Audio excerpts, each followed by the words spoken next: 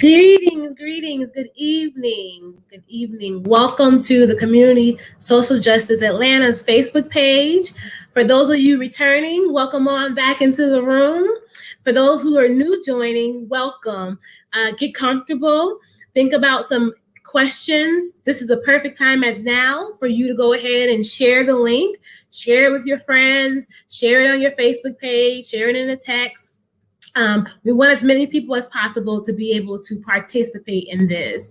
I am so glad and honored to be your host tonight. My name is Breeanna Bellinger. I'm a forensic social worker, among many other things. But this topic in particular tonight, we're having a wonderful talking on citizens returning into society. Conversation is going to be really informal, very conversational, but we have some really great experts here tonight who are going to take their time to talk about resources, talk about what already is being done in the community, what things look like now for our citizens returning to society during COVID, what it's going to look like once the pandemic is over. So this is going to be a great conversation. I'm so excited. Some of the guests here tonight are going to really be inspirational. We even have a actual person who has lived the life and is a citizen that has returned to society. So it's going to be wonderful. Once again, share the link. This is a perfect time for you right now. Go ahead and get your questions ready to put in the chat. What we'll do is that we'll take breaks in between to go ahead and answer some of your questions. So feel free at any point during it to type your questions in the chat, and I'll take a break to make sure that your questions get answered. All right. Without further ado, the State of Our Community is presenting our very first panelist tonight, which is going to be Ms. Sharon Allman, who is the wonderful community coordinator for reentry services. Welcome, Sharon. Thank you so much. I am just so excited to be here tonight. This is such a wonderful topic. My name is Sharon Allman. I am the DeKalb County Department of Community Supervision Community Coordinator. And my whole role in all of this is to help individuals who are coming out of incarceration to help them transition back into the community. So I work closely with the community supervision officers, which most people know as parole or probation officers, and our chief. So I'm just excited to be here to share all the wonderful things that are happening in DeKalb County. And we are so honored to have you. Thank you so much for coming on. Our next panelist is equally as exciting and doing wonderful work. Her name is Mechelle Menifee, and she is the Director of Basics. Welcome, Mechelle. You're muted. We wouldn't be virtual if you didn't go mute, right? Technology. Thank you all. And I am also equally excited to be here with you all this evening, talking about those who are re-entering society. I am Mechelle Menifee, as stated. I work with the Basics program, which is the Bar Association support to improve correctional services, World of Work. And we actually go into facilities across the state of Georgia, and we train those individuals who are interested in starting their own businesses. We teach them entrepreneurial principles for those, and we, from our experience, not everyone wants to own and operate their own business, but for those individuals, we also work with those individuals to help make them employable. And so we do resume writing. So we do a number of things. This was a mandate that was given by Chief Justice Warren Burger, 1976, when my late husband joined forces with the State Bar of Georgia to see what the attorneys could do to give back. So we have a wonderful team across the state, and we're excited. Thank you. So excited to have you. Yes. I am going to bring in our next panelist, who is personally special to me. Her name is Claudia Sari. She is the lead public defender here in Stone Mountain Circuit. Welcome, Claudia. Hi, good evening, everybody, and thank you so very much for inviting me to take part of this important panel.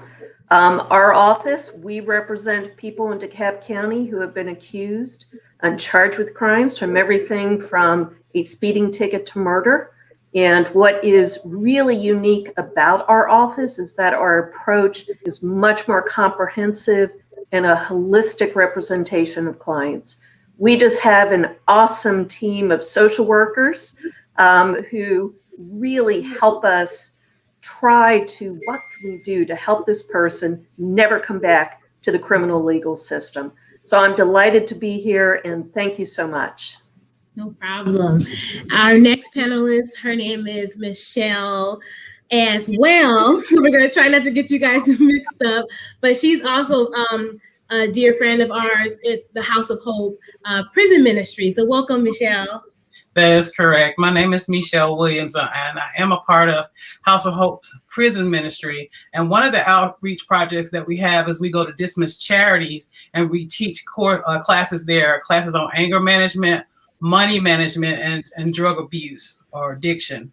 And so I'm happy to be here tonight to hear the other parts of the pie that's making it possible for our citizens not to return to the prison system after they've come out. Yeah, so boots on the ground doing work right now, as all of these ladies are. So we have our very special last but definitely not least, and we got a male this time, you guys. Omar Howard, welcome in. entrepreneur, I'm sorry, and author, and just wonderful testimony. Go ahead and introduce yourself. How y'all doing today? My name is Omar Howard. I am a returning citizen, as they said. Did 15 years in prison. Got out of prison 2007. 2 years after I got out, they asked me to come back in as a chaplain. Now I'm actually working with the Department of Corrections, which I just got hired on in 2019, which was unheard of. But I'm an author. I just founded a trucking company. I just started a trucking company. I'm a life coach, anger management specialist, getting ready to enroll back in college in another week or so. So I'm doing a lot to try to be able to impact my community. And I'm also founder of Freedom is a Choice, Inc. Mentoring program, which I've been running for the last 9 years, helping young adults who come in and out of prison, or just kids that maybe need a positive role model in their life. So I got a lot of hats. I got a lot of hats over here. So yes, which is wonderful to see you as someone who's definitely making the best out of your situation. I am going to start off with just a question, and Omar, I actually will start with you. There's so many barriers that we hear for our citizens who are returning, everything from transportation to income to be able to sustain themselves in housing. What are some of the barriers that maybe you face or that you have been hearing about that maybe we as a community can help with? Anybody that's returning home from a long stretch or even a small stretch, always run into situations, and even when and a lot of guys can find jobs to some degree. The hardest problem for a lot of guys is finding appropriate housing. That's where we're having the biggest struggles at, because guys are. It's amazing you've gotten guys that are making $20, $25 an hour and still can't find a decent place to live, which is just unbelievable. That we still deal with that. But there is some cases where guys can't get jobs.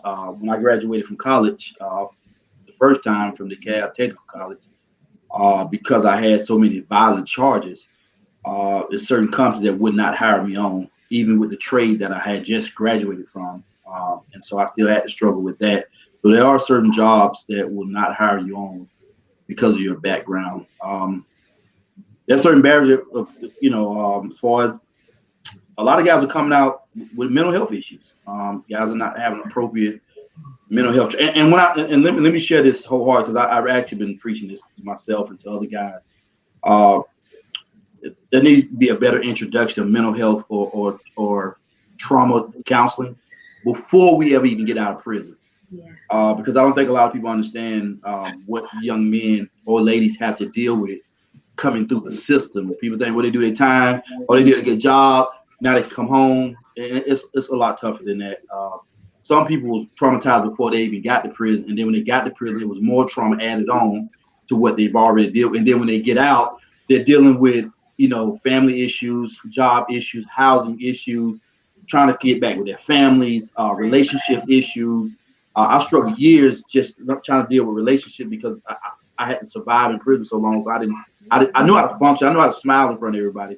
I didn't know how to establish healthy relationships, and and I think that's one of the things that we're dealing with. So we definitely need more. We need to be a little bit more aggressive or proactive when it comes to mental health or trauma counseling. I think that's one of the things that we're going to have to deal with more so now. And another big thing that's coming out of prison too is drug rehabilitation. It's becoming a major factor coming out of prison.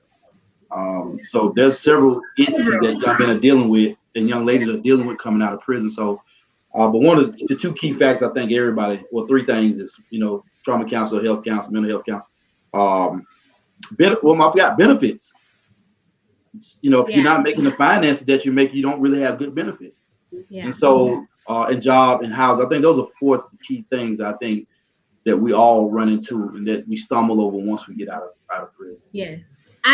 You hit a lot. I want to welcome those who may be just joining. You got on a little late. Welcome. Take a deep breath. I know you got off work. It's Friday. Thank you for joining us here at the Community Social Justice Facebook page. Share now. We just heard from Omar Howard, who is a returning citizen, who is a wonderful entrepreneur and author. And he listed several different barriers that our people who are coming and returning to society face. And so I want to hear from the ladies who are essentially community providers, and then we have Claudia Sari, who represents the public defender here in DeKalb County. These barriers are not new, right? These are not. We have not heard this. We've heard this before. It's actually very common. And so, what are some of the resources that you guys know of that is already in place or coming up the chain to address these barriers? And I'll start with you, Sharon. Okay. Well, I can succinctly kind of share when I heard Omar talking. Yes, there are a lot of challenges, but as the community coordinator, it was our role to go out and build the capacity and fill in those service delivery gaps. So for instance, when someone is actually being released, the first thing we do address is the housing need. So the Department of Community Supervision has a budget for those who are coming out of incarceration that do not have a housing plan. We can actually get them housing, and we have community partners that have come on board, get them housing for 6 months, and that will help to stabilize them. Then we introduce them to the Affordable Care Act, which will give them health care for 1 year at no cost to them. Then we have partnerships with like Community Service Board, where we're going to bring mental health services on site. So starting on May 13th, the Community Service Board will be on site at the DCS office, and we'll actually do assessments on individuals and get them the wraparound services that they need so that we can address those issues before we try to put them into employment. Then we have community partners. I have a steering committee of about 30 community partners from the public, private sector that helps to address all of the service delivery gaps: housing, healthcare, mental health services. We deal with dental because dental is always needed as well. So anything that you can think of, from education to housing to mental health services, we address those needs as the community coordinator statewide and in DeKalb as well. So I'm very thankful to have the community partners on board to help me carry out my plan throughout the county to make sure those folks coming home that we meet the needs.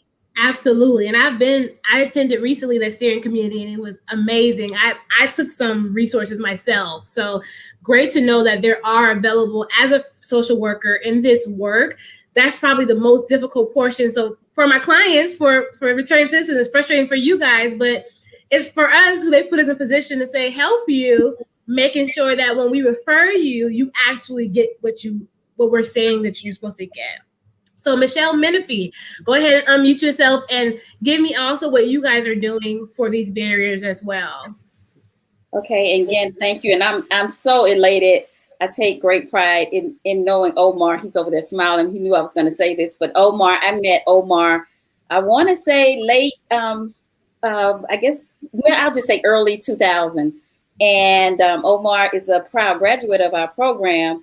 And like I said earlier, it's an 8-week program where we actually, well, we say 8 to 10 weeks, where we actually go in and we teach entrepreneurial principles. But before we can even get to the entrepreneurial principles, we have to deal with the individuals.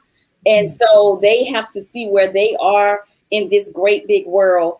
And our first step is just humanizing. A lot of times, as Omar says, mental, a lot of people, they go through the system and they just going through that system, and not just the system, through life for many of them, they've never been treated as human. And so we deal with human beings. And so I always tell them, the good thing about the good Lord is he created human beings. And so all of us are works in progress.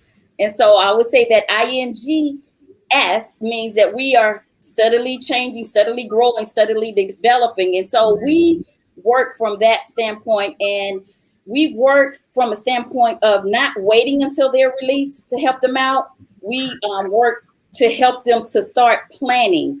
And so from the thought of knowing who's going to pick you up when you're released, because you could very well get in the wrong vehicle and not make it home.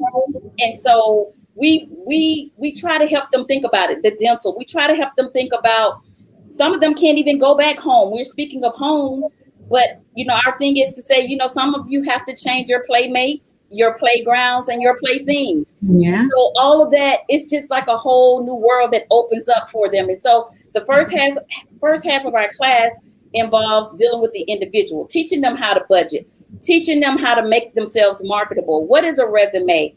What is a credit report? What does all of this mean? And then once we get them there, we give them a business plan. A lot of them, when I tell you, you heard Omar name 20 different hats that he's wearing. These are the most talented, most creative individuals that I've ever met in my lifetime. And so sitting with them and taking a business plan, helping them to look at their financial plan, their organizational plan, and their marketing plan, and create a concept that they can really work on their terms is where we start with them. And then we go and we grow from there.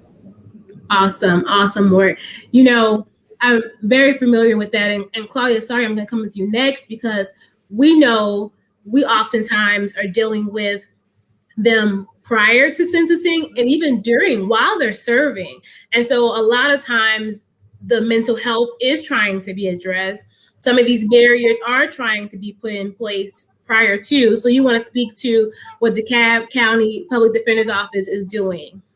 Yeah, thank you. And I think we've hit on some really great points. The first being, we need to try to help people before they get released. We need to connect them with the services, whether it is substance use, whether it is housing, education, mental health. The best and most successful route is to connect them with the services they need. And it's going to be different based upon the individual needs, but connect them with those services before they leave. So much of what we try to do is, number one, I should say, we try to keep people from entering the system to begin with. So that's the biggest and the best thing that we can do is stop people from entering into the carceral system that we have here in this country. And that's what we do within our office. We develop alternative sentencing plans. We develop, what does this person need to make sure they don't come back to the system and are successful members of the community.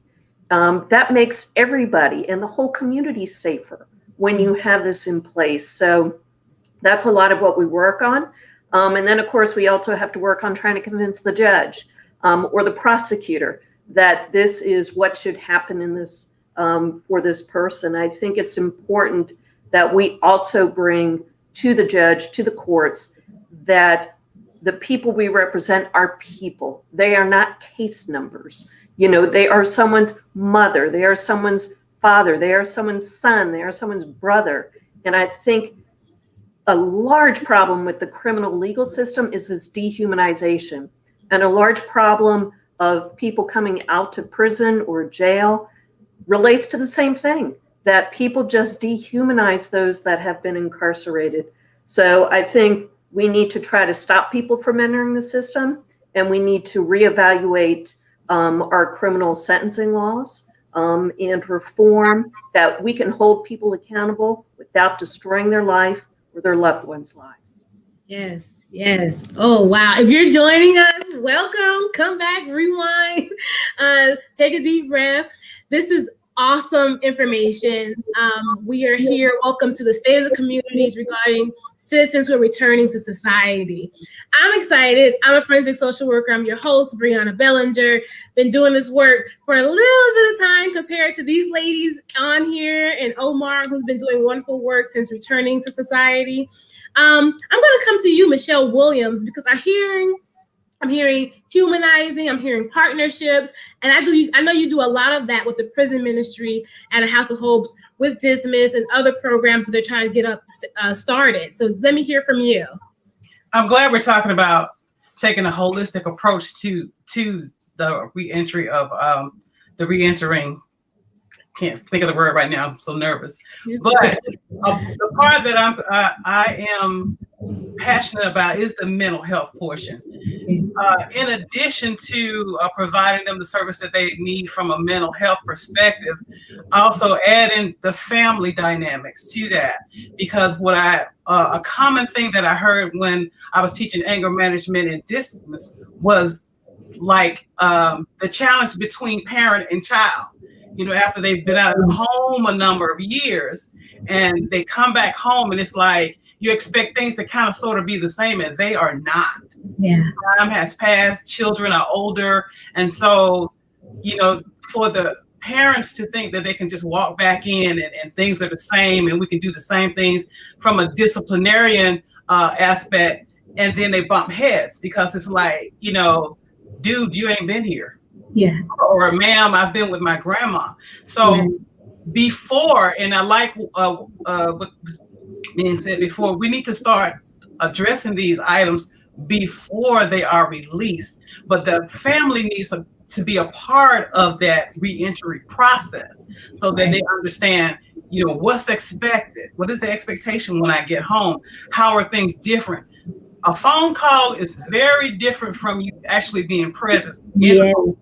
And so the family needs to be a part of that process, because we know when you have a strong family support system that there's a decrease in recidivism.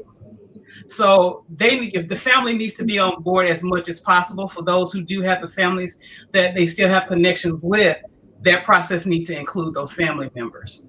Absolutely. Yeah. So we heard from Omar where he said mental health, even if you were struggling with mental health prior to coming into the system itself has a traumatic experience for most people.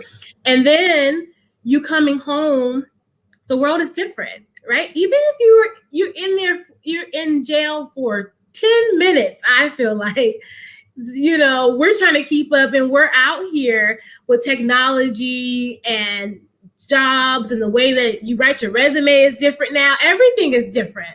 And so for any amount of time for someone to be incarcerated and come back, it's an adjustment. And so we're hearing the support of your family, counseling, mental health services. As a forensic social worker, I do a lot of referrals. And a lot of people don't know, if you have employment, you can use EAP. It's not as many sessions, but you can get 5 to 10 sessions. So if you have an uncle that just returned, if you have a husband that just returned, if you have a brother and they don't have insurance yet, they're getting all that together, your family can go through a couple sessions through EAP. Community Service Health Board, I use them a lot. They'll have insurance. They'll see you without an insurance. They'll help you get insurance. So there's a lot of resources and partners who are willing to help you guys. Omar, when you got out and you realized that your mindset, it took a while to adjust with relationships in particular, did you go to counseling? How long did it take you to accept that? Because I know sometimes that's also a barrier where people feel like, I don't need counseling, I'm not crazy, and I have to rebrand and redirect what counseling means. So for you, what does that look like? You got to unmute. Sorry. I'm sorry. It took me about, I've been out 13 and a half years, going on 14 years. It took me about 9 years to realize that I had some challenges that I wish I would have addressed before, I got so far from my life being out. You go through this phase once you come out of prison. I got saved. I was doing a lot of positive things before I even came out. Everything that I'm doing now, I was actually doing before I even got out of prison. I was speaking. They had me traveling around the state of Georgia, speaking to youth groups, churches, all over. So I was doing a lot, and that helped me.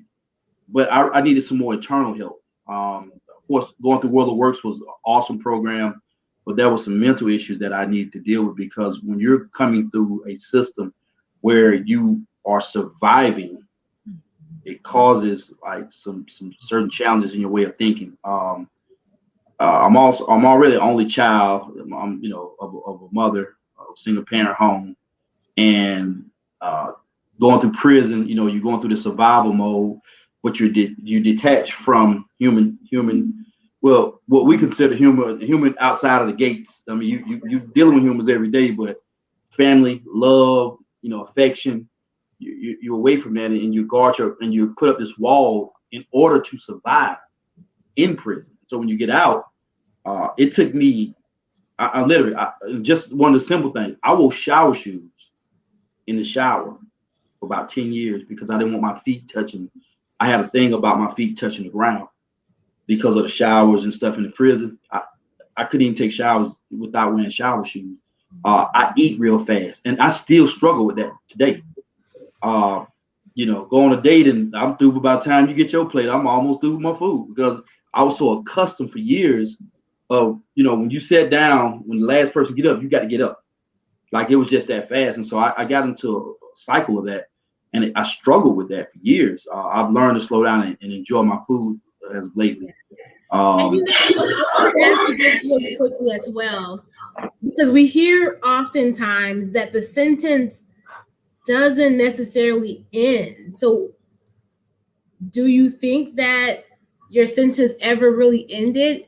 I know with struggles of getting employment, even though you served your time, there's barriers with getting housing. Even though you served your time, there are barriers. And so for you personally, I know you can't speak to everyone. Everyone returning society is not a monolith. Everyone has a different experience and their own way that they handle things. But for you, do you feel like your sentence ever ended? Well, it's kind of a weird question to some degree because everybody's situation is so different. First of all, I want to say I appreciate Ms. Clark. She was one of the few people that wrote a letter for me. I did receive a pardon for my charge, and I was charged with manslaughter on road. I had a lot of charges, but I did receive a pardon in 2018 for all my charges. So I'm grateful. Ms. Clark was one of the people that actually wrote a letter for me because she believed in what I was doing, and when I asked her about it, she sent the letter. So I did get that, but what was amazing was I never forget. Even though I was off my sentence right before I received a pardon, even though I was through my sentence and all the stuff that I was doing in the community, I remember going to right before I got the place that I'm in now. I actually went to an apartment not down too far from where I'm at now in Decatur, and the property manager got up and he hugged me. He like, "Oh, I seen you on the news, my guy, and you walking through the door." So he was hugging. He said, "Man, I can't let you get the apartment, man, because they won't let me get it because you have a background." And I smiled, but when I walked out the door, man, it felt like my whole body just almost collapsed because it's like I kept feeling like, what else do I got to prove? Like what I was involved in at 18 doesn't reflect who I am now as a grown man. I'm 40-some years old, and I'm still have to deal with being judged or look, 20-some years back for something I did when I was a teenager who wasn't functioning well then, of course. Right. And I'm still being judged by, and of course, we still have men that are dealing with that every day to this day, even after they're through with their sentence. I've been one of the fortunate ones that really have a lot of strong support.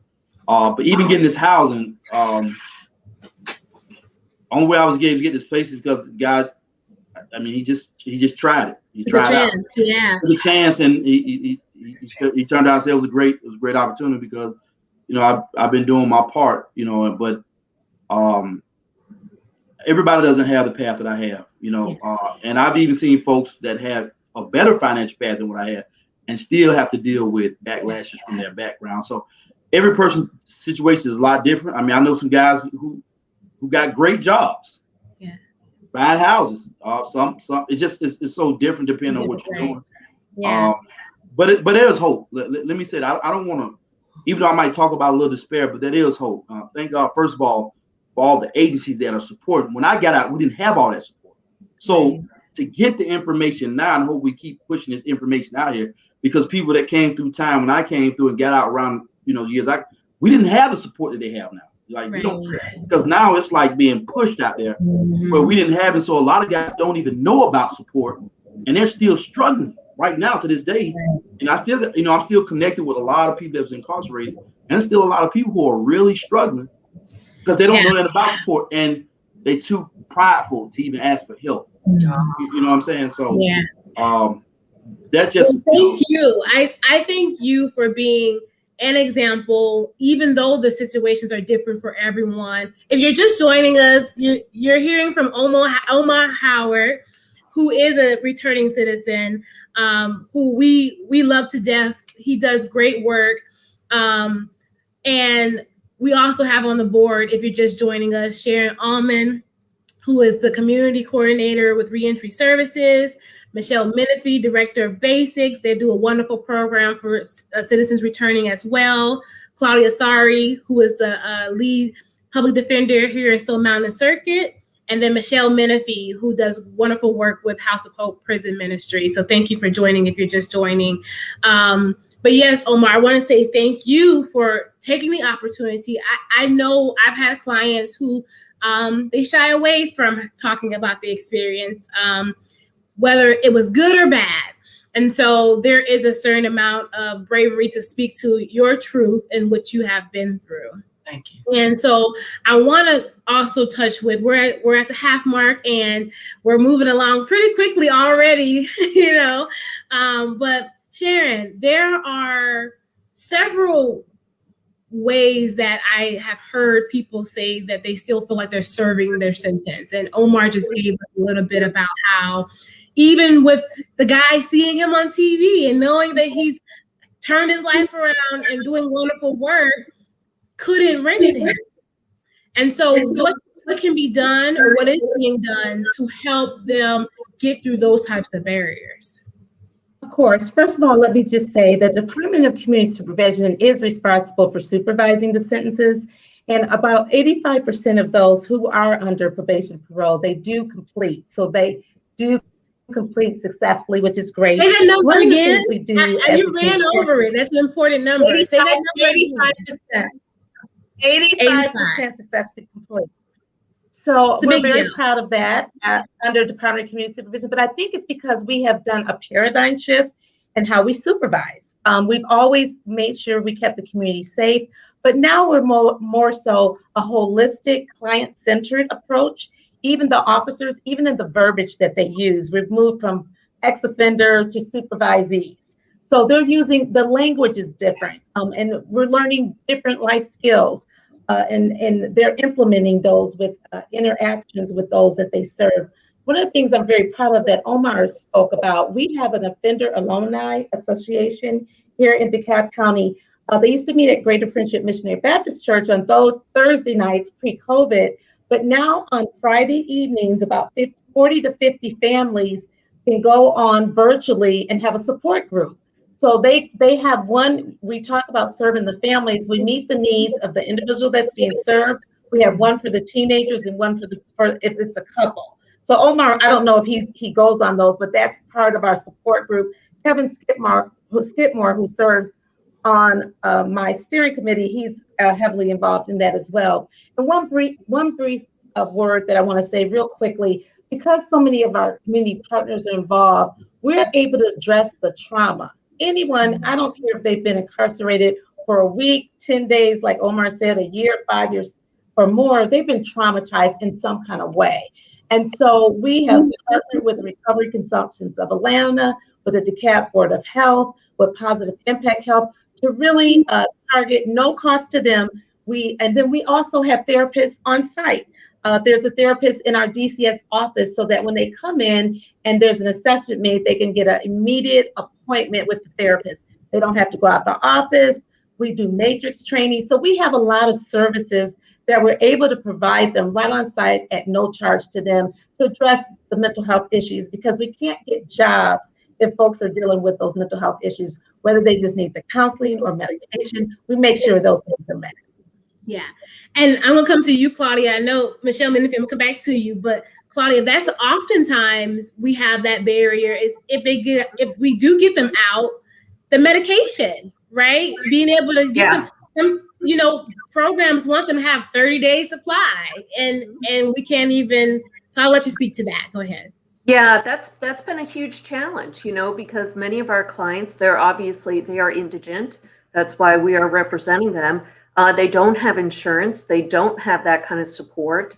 And so many of the wonderful community groups that we partner with to provide housing, to provide stability, require or want someone to come to them being stable, which is usually 30 days of medication.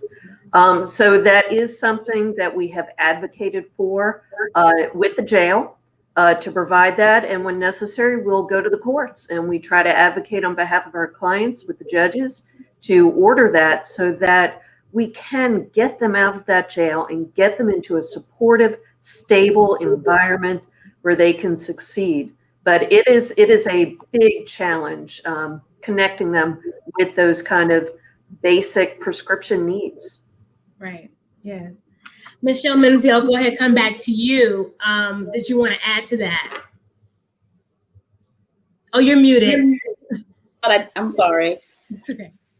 I'm just thrilled just to be here. As Omar stated, you know, we say that our program has been around for years, but today, the fact that we're all partnering and we're meeting around the same table to address the real needs, because oftentimes, you know, we hear people talk about self-sufficiency, and I think that's a myth because we need people to make everything happen in our lives. And so imagine you're telling somebody that you're setting them up for self-sufficiency. I mean, we need help from above, we need help across, we need help from around. And so to have this great team, this great partnership means the world, because then, you know, the partner over here can address housing, this partner can address the medical. So I think it's very important that we continue what we're doing now as we move forward. And I also wanted to add to that, even with basics, Claudia and the State Bar of Georgia, I always tell my students, you know, don't be mad, don't be upset with every attorney. Some of you get upset when your attorneys, you feel like they didn't represent you well, but our attorneys here in the state of Georgia, State Bar of Georgia, the Bar Foundation, the lawyers group, this is their way of giving back. This is their contribution. So everybody needs a toolbox. Everybody needs to be prepared. And see, all of us were born with tools, but you know, sometimes tools, they get dull, they need to be sharpened. And so the state, the attorneys in the state, this is their way of just saying, hey, we really do want you to come out and be successful. And so we applaud all of our partners, but we really applaud the attorneys. And like I said, we have a great team working with us across the state. And the last thing I would say, just to those who are out there listening, you know, don't turn away from someone. If you see someone that's in need of help, you know, see what you can do. It may just be you walking through and you may be at a MARTA station and someone is clueless. When they left, you could drop coins in the machine, but now they're using Breeze card. They may be confused. If you see an opportunity where you can help someone, you see someone, I had students that said, Ms. Menifee, I went in the grocery store and you could scan your own groceries. And so I had to take the time to say, yes, you do that. And we talked about the whole thing, how you can scan from your phone. Make sure you scan every item. So look at opportunities, every teachable moment. Just because you know something, just because you're aware of a smartphone may not be so smart to someone who is clueless as to what a smartphone actually is. So look at every teachable opportunity and see how you can lend a helping hand. Yes. Oh, it's so good. And time is already dwindling down. I want to make sure I get this question in, and it's going to be directed to you, Claudia. Can you actually get a record restriction in Georgia? Yes, that's the good news. But it depends. So the answer is yes, but it depends. We had some wonderful legislative change that just took effect January 1st of this year, in which if you have a misdemeanor conviction, and there are some charges that are excluded from that, but if you have a misdemeanor conviction and there's different eligibility, no pending charges, no conviction 4 years prior to applying, you can get up to 2 in a lifetime misdemeanor conviction expunged. You can also, of course, if the charge that you were arrested on did not end up in a conviction, there is also the possibility to be able to get your record restricted as well as sealed. There is retroactive first offender if you have a felony conviction. So there is that option, as the wonderful Omar did. He got that pardon, and then you can also apply to the courts to have that. A pardon does not restrict or seal the record, but you can apply to the courts to have it restricted and sealed. So it is getting better every year in Georgia, that we are having more options so that these criminal arrests, these criminal convictions do not follow someone throughout their life, because as Omar said, who you are at 16 is very different when you're 40. Yeah. So there is hope, and I just want to put a plug out to a group that I have so much respect for, the Georgia Justice Project. Yes. They are the subject matter experts in record restriction here in the state of Georgia. They have what are called First Fridays. You can go onto their website and you can schedule every first Friday of the month. It is an information meeting that you can attend, and you can find out more about how to get your record restricted or sealed or expunged or pardoned. And so they're just a wonderful resource. And so I encourage you, for people listening, if you need that or have questions about it, go to one of their First Fridays, and you can check out their website. There's a lot of information about that. Yes, thank you so much. Very important. Pause it if you need to, go back, write it down. Very good information. You'll be surprised. I even didn't know I had friends and family members who had records. So you'll be surprised what information you share, who can benefit from it. An uncle who was 16 and stole something, or 18 and did something. Everyone doesn't tell you, everything they've done. So please share the information, whether you feel like you can benefit from it or not. Okay. Mechelle Williams, I want you to talk a little bit more about the mental health aspect, because I feel like we touched on it quite a bit, but I want you to talk about kind of what you're doing in particular and how it can be a benefit to others and what maybe people can do to help. I think one of the things that I'm passionate about is what to do on the front end, like more prevention. We see families struggle with parenting. We see young men and young ladies we know that are heading in the wrong direction, and so I think therapy is such a taboo subject, and particularly in communities of color. We've got to do a better job of reaching out to them to normalize the process of therapy, because many people suffer in silence. Yeah. And so a lot of things are perpetuated from families to family because no one deals with the mental illness, or no one asks for help in parenting.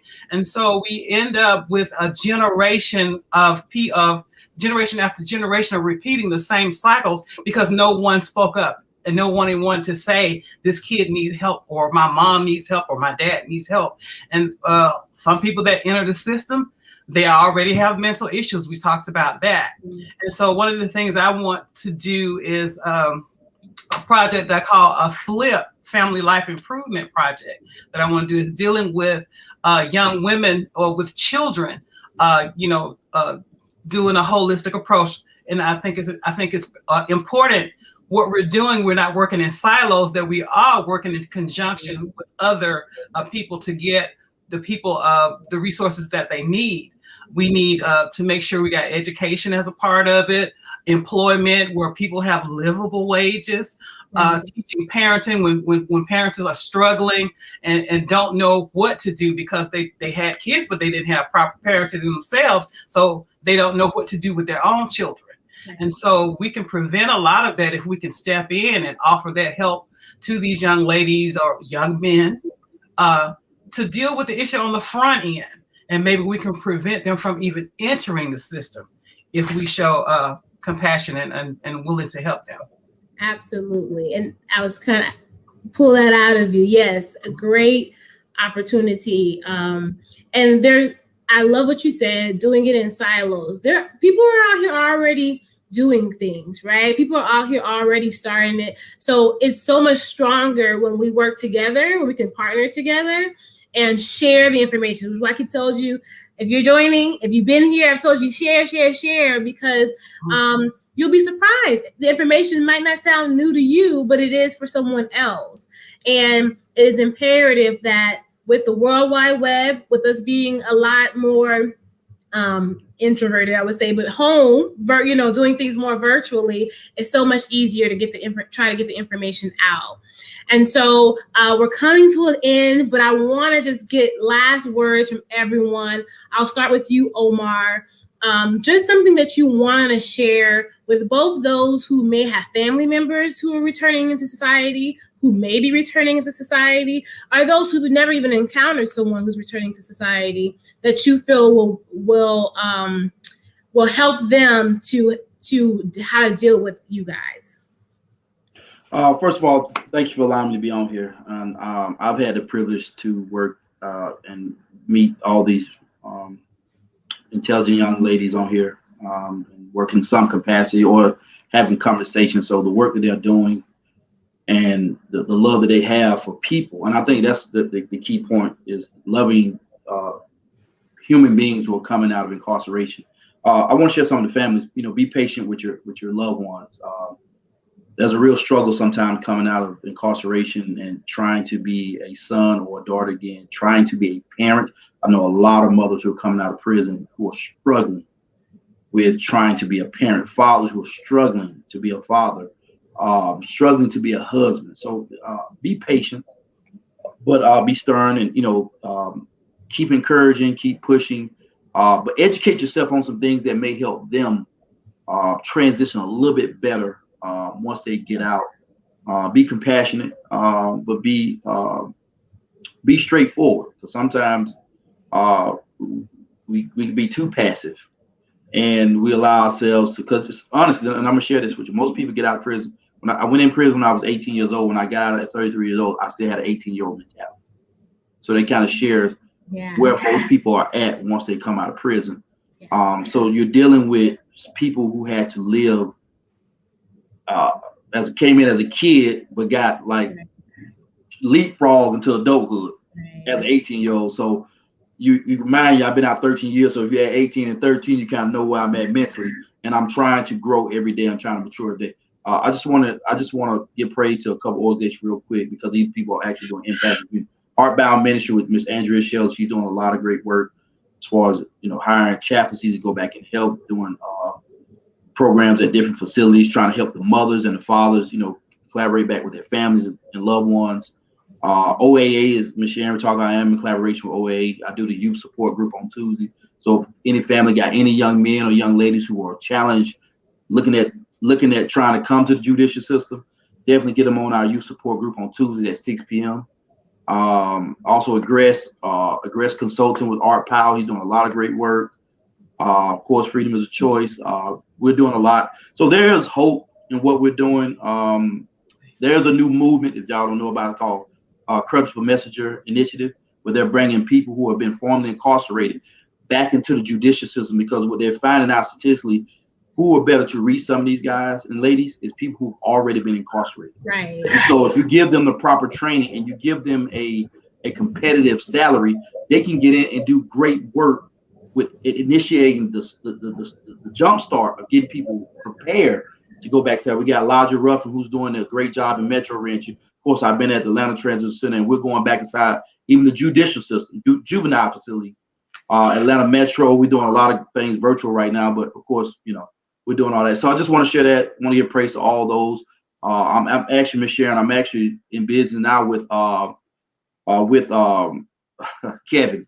So I'm in business with my trucking business with Kevin right now as well. So there's a lot of great work, but I just want to appreciate everybody being on here. Just remember your family. You know, there's a lot going in prison that we didn't even talk about. And I think maybe that's something we need to address one day, and wonder why so many guys and ladies are so functioning so differently, because it is a totally different atmosphere. The survival mode is 10 times different than when I was there. It's 10 times, it's unbelievable. So our young brothers and sisters who are coming out and our adults who are coming out, they're dealing with a lot.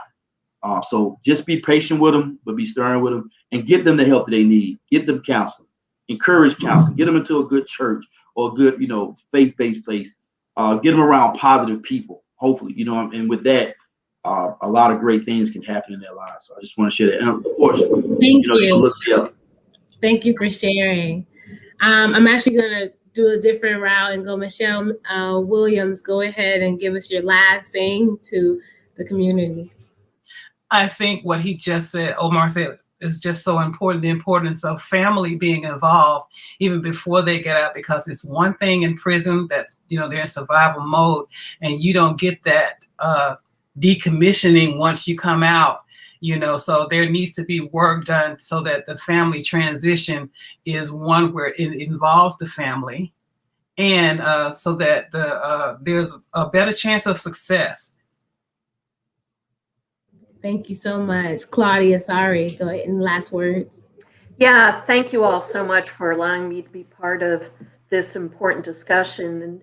And I want to encourage people to use their voice, to use their advocacy with legislators, with people who set these policies, who make the laws, who set laws or collateral consequences. In Georgia, there are over 42,000 collateral consequences that can impact somebody who has been convicted of a crime here in Georgia. Everything from getting a loan, from getting a work license, from housing, from student loans, everything. And so the question I think we need to reevaluate and question, and you as an individual, you can go ahead and have an impact with your legislator about, do we really need this? Is this collateral consequence important for what you want to achieve with public safety? So I would encourage people to use their voice. There's lots of initiatives that are going on, such as Ban the Box. It's expanding record expungement, expanding safety net programs like Medicaid, SNAP, TANF, housing, Pell Grants for people who are coming out of an incarcerated situation. And so I think we need to think more broadly than second chances. People need chances. And that's what we really need to work towards. Absolutely. Wonderfully said. Thank you. Mechelle Menifee, any last words? And my parting words, I'm just so happy to be here again to hear this conversation. And I can only think back to when our program started, my late husband, Edward Menifee, the support that I hear tonight around this table, and I know that will continue on past this session, is enormous. And I just, I just want us to think about it. It costs more for us to keep people incarcerated. I think it's like $21,000 per year per inmate, rather than, us setting aside funds, $400, $500 per student. We have to look at ways that we can prepare them to stay out. They're coming out. It's a fact, they're coming out. And so how do we keep them out? How do we help them to be law-abiding citizens to where they can thrive and we can be healthy in this community together? And I'm just so happy. And I'll say a great big shout out to all of the Basics graduates. We graduated over 14,000 students, heard several names, Laji called, and some other names called tonight. But a great big shout out to all of the Basics graduates across the state. Pre-COVID, we were in about 22 facilities. And so we're slowly building back up virtually. So a shout out to all of the instructors. And I want to say a shout out to Pastor Mel and his team, because we need more of this happening in the community. Thank you all. Absolutely, absolutely. Sharon Allman, last but definitely not least. I'm going to say it quickly. I know our time is just about up. So I just want to reiterate what everybody said tonight. Thank you so much for allowing me to be a part of such an important discussion.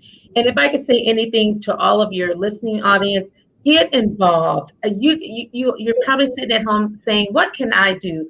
You can adopt individuals by buying a martyr card. You can provide some transportation assistance. You can do some hygiene kits. House of Hope donated us 30 welcome home hygiene kits for the females and the males that are coming home so that they can have things to meet some basic human needs. So you can get involved on a very micro level. You don't have to do a whole huge amount, just something small. Each one of us will play an important role of impacting those we serve in a positive way. Thank you for having Absolutely, me. Absolutely. And for those of you, I saw a lot of comments like, Omar, congratulations. I don't know, Omar, if you saw him popping on the screen, congratulations. You can support Omar and his story by buying the Omar Howard story off of Amazon.com. And you can also go to Freedom is a Choice 2012 at Gmail and reach out to him if you would like to speak for him doing any speaking engagements. I'm sorry, getting tongue-tied. Speaking engagements or just want to send him encouraging words. Once again, I'm Breeanna Bellinger. I'm your host. We are doing such wonderful work, even on just the community social justice page. We're essentially just people in the community who care about what happens in our community. How do we support each other? If you missed last week, go back and watch it. It was Bridging the Gap on housing. Next week, we're going to have mental health stigmas with children. Come back and join us. Every Friday, we go live or we share a video that's informative for you.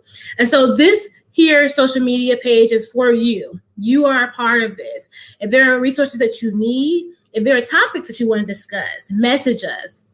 We're here and open. It's been an honor. Blessings to all of you and good night.